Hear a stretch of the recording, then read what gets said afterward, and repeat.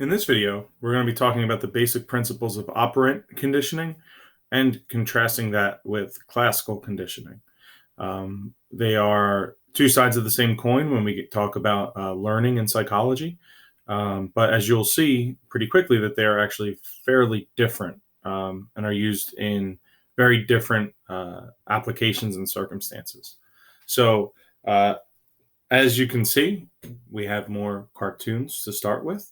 Um, Both dealing with kind of training dogs and the weird Far Side cartoon, and also the image of the rat that will press lever for food. That's going to make a lot more sense when we talk about Skinner and Skinner boxes and how they are so at the heart of operant conditioning. So let's just dive right in.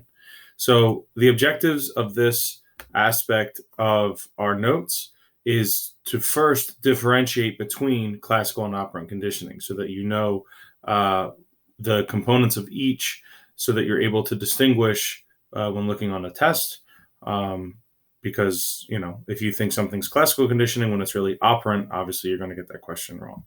We're going to talk about real-world applications of operant conditioning and how that works and how we can do that.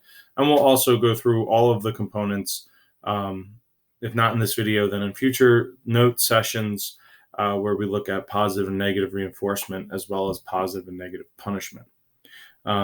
So let's start with a pretty famous example that we'll come back to. Twiggy the water skiing squirrel. So it's kind of a fun thing. If you've ever seen, there's plenty of videos online of other squirrels, other Twiggies water skiing around. And while this is, kind of a joke and eventually became famous and all this stuff, but the real question that we should be asking is, how did they do this, right? There's no way that a squirrel would get on water skis and be okay, even wearing a little life jacket like that. So how do they do this, right? How did they actually go about getting Twiggy to water ski, right? What were the processes involved here? And that leads us immediately to operant conditioning, okay? Operant conditioning is another type of associative learning, right? We just like classical conditioning, but instead of associating a stimuli and a stimuli, right, two stimuli, operant conditioning focuses on responses and consequences, right? Actual behaviors. So another way to think of it is operant conditioning is learning that associates behaviors and their outcomes, right? So you can look at it through practice, right? Practice doing the thing, right? So in this case, we have people practicing surfing, getting up on the board, right? Doing it at smaller increments until they're actually out into the open water, right? Operant conditioning really just means, rewarding and punishing behavior with the hope that it'll be more or less likely to occur, respectively. But let's get into the nitty-gritty here a little bit and look at the differences between the two. So first, as I said, classical conditioning is associations between stimuli, right? That there's a conditioned stimulus that is signaling the arrival of an unconditioned stimulus, right? That, to go back to Pavlov, it's the bell before the meat that then produces the drool, right? So that's forming associations between two stimuli, right? Two things that are presented to you. Whereas operant conditioning, right? Operant conditioning is when you do a behavior and that behavior is then either rewarded or punished, right? It is either, there's some sort of consequence to you doing that behavior. And if that behavior is rewarded, then we think that means that you are more likely to do that behavior again in the future. In the beginning of our notes, we called this response consequence learning, right? And you can see that in the image there. Another thing to think about, the main difference between the two. Classical conditioning revolves what we call respondent behavior or automatic responses, right? We can't control the amount that we salivate. We can't control our pupil dilation. We can't control our heart rate or blood pressure, right? These are things that kind of happen automatically to us if we've been conditioned that way. Operant conditioning, on the other hand, requires an actual behavior, a behavior that operates on the environment, right? So just like how a stimuli can't be, or a stimulus can't be uh, the absence of something, right? A behavior, an operant behavior, has to be an actual thing that is done. There's no such thing as a inactive operant behavior, right? So when we're thinking about this as we go through this section of the notes, it's important to keep in mind that when we talk about behaviors, something has to be done in the environment, right? There actually has to be something that is done in order for it to count as a behavior. So another way to kind of break this down in a nice handy little chart, classical conditioning, right, is association between a condition and an unconditioned stimuli, right? That the conditioned stimulus signals the impending arrival of the unconditioned stimulus. The bell signals the impending arrival of the dinner. Whereas in operant conditioning, we're talking about an association between behavior and its consequences, right? Learning that when you do something, that there are consequences to that.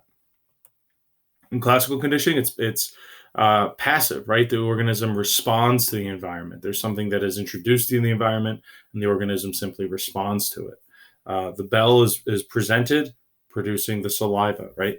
It is a response mechanism. Whereas in operant conditioning, the organism acts in an active way on the environment, right? There's some sort of active behavior that's part of this. And that gets to this next point here. Classical conditioning is reactive, right? It is something that is learned kind of passively, right? There's not necessarily someone trying to make the connections between, oh, the bell's ringing, that means I should start drooling, right? It is an automatic response. Whereas in operant conditioning, that behavior is instrumental to the learning, right? The behavior is the thing that then drives the learning, right? It is the fundamental thing. It's instrumental in this whole process. And then finally, classical conditioning is best when we're talking about involuntary behaviors, right? Blinking, pupil dilation, salivating, those kinds of things that we don't have control over. Whereas operant conditioning is best with voluntary behaviors, right? Doing an active thing in the environment, choosing to do those things, right? That's where operant conditioning comes in, which is why operant conditioning has a lot more applications in real world scenarios as opposed to classical conditionings, right? Because you can only classically condition those involuntary behaviors. Whereas operant conditioning, you can pretty much condition anything you want. So these are really important distinctions here. You're going to need to know these distinctions. And I actually have a kind of a homework assignment, a worksheet assignment, if you will. Actually, I think it's a Schoology quiz that gives you scenarios, and you have to determine, is it classical or is it operant? Because oftentimes, as we'll see, a little test prep tip here, when you are answering questions in the learning unit, oftentimes, if it's a classical conditioning prompt, there's going to be some operant conditioning words in there as the distractors, and vice versa. So it's important that you know what type of conditioning it is, because then that can help you rule out some of the distractors on a multiple choice question. Okay, let's talk about the person who we can credit with really taking operant conditioning and running with it, and that's B.F. Skinner. B.F. Skinner really started looking at this type of learning in the 1930s, and he expanded on the work of a guy by the name of Thorndike, who learned by basically putting cats in what he called puzzle boxes, that, over time, the cats seemed to learn their way out of it. And he called that the law of effect, that there was this, that animals would do a behavior in order to get a reward, but that they would only do the minimum amount of effort required. He called that the law of effect. I have a video about that, which I'll show next time we're together, about Thorndike's experiments. And that leads right to Skinner, right? Skinner takes that idea and runs with it. And he's the one who really gives us a lot of the terminology here in this unit. And the best way to think about operant conditioning, just like how I said with classical conditioning, always take it back to Pavlov. For operant conditioning, we're going to really focus on something called the Skinner box. So B.F. Skinner created this machine, for lack of a better word, that he called the Skinner box. Basically, it was a box with a lever and a mechanism to provide food. The animal, in this case, usually a rat. Skinner actually used a lot of research with pigeons. He actually used them probably more than the rats. But there was something that either the rat could press down, or a pigeon could peck and activate a button or something like that. Basically, it works very simply. If the animal presses down on the lever, food gets distributed, the animal gets to eat. Food is rewarding, right? It is something that is inherently rewarding. So over time, the animal will learn to press the lever to get food. That's pretty much what a Skinner box does. Now, the genius part of this is what's happening on the back end of the Skinner box, which is something that we're going to call a cumulative recorder. Okay.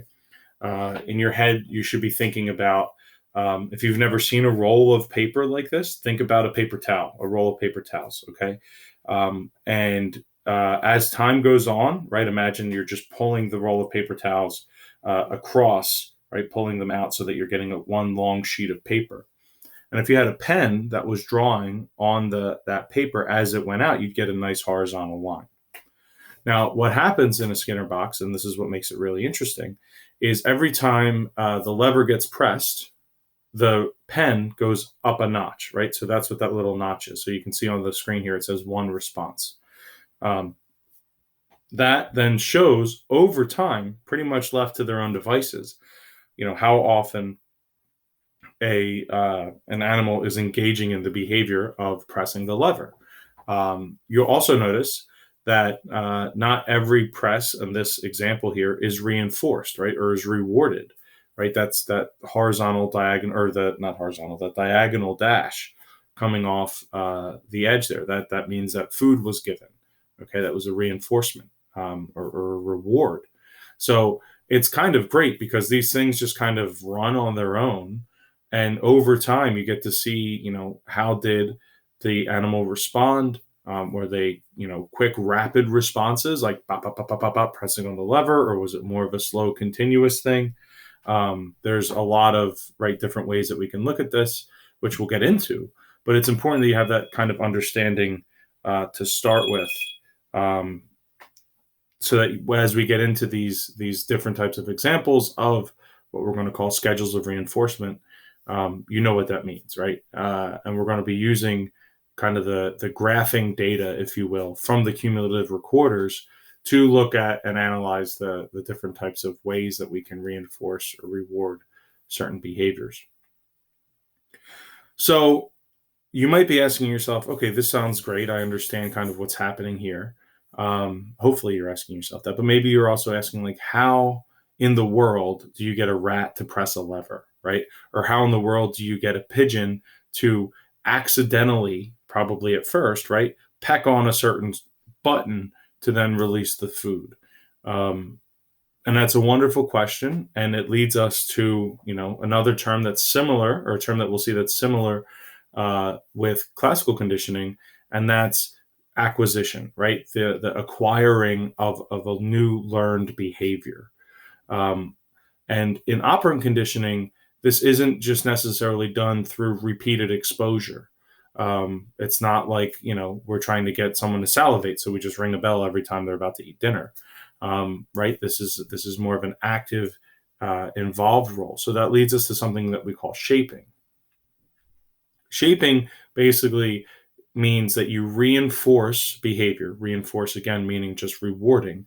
You reward behavior as it gets closer to the desired behavior, right? So you're kind of giving these, for lack of a better term here, incentives to get closer to the actual desired behavior. So in this example, right, if I'm trying to teach this rat that it needs to press on the lever to get food, I might have it rigged so it distributes food when the rat gets, say, close to the lever, right? When it stands in that corner of the Skinner box, maybe some food comes out.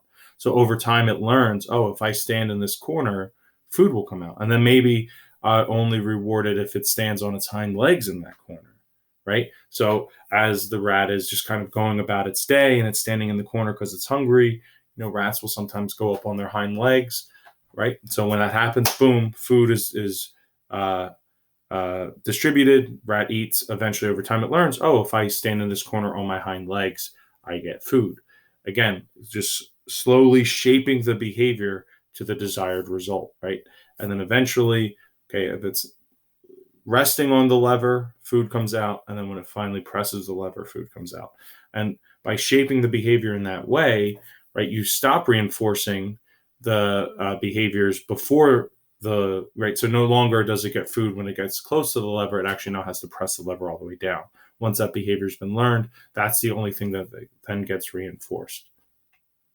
So you acquire a new operant behavior, right? You learn a new behavior through the process of shaping.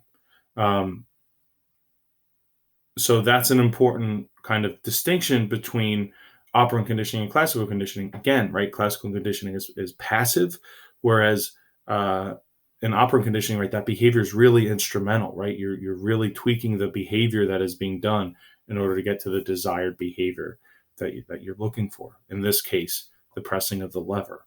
Um, Notice it doesn't matter like why they press the lever or how they press the lever or how many times they press the lever. None of that matters right now. We're just talking about the thing that I want them to do is press the lever. How they get there kind of doesn't matter to me. I just want them to press the lever. Okay, now just like with acquisition, there's a process of extinction, right? And that extinction is basically the same thing as it was with classical conditioning when the the behavior just goes away, right? So again, if we're looking at this is a cumulative recorder, right? This is the graph from that paper towel roll that we were just mentioning, right? And you can see that this pretty high rate of response, right? These what we might call very steep staircase, right, is the result of basically that rat just pressing the lever over, right?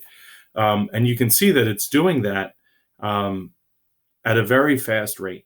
But over time, right, eventually it's going to learn if that behavior is not being reinforced, if that behavior is not being rewarded with food, that it doesn't mean anything. So over time, right, probably after a number of unsuccessful, right, in terms of the rat's perspective, right, it's not getting food anymore.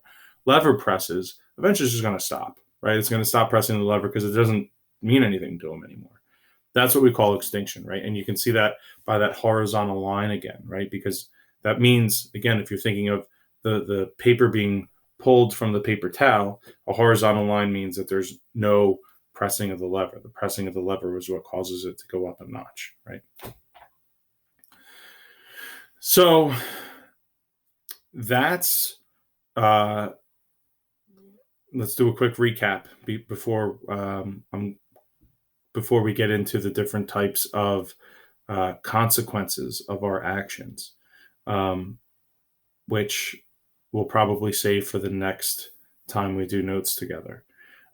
So we have, in this video, we talked about the differences between classical and operant conditioning. Spent a lot of time kind of going back on that.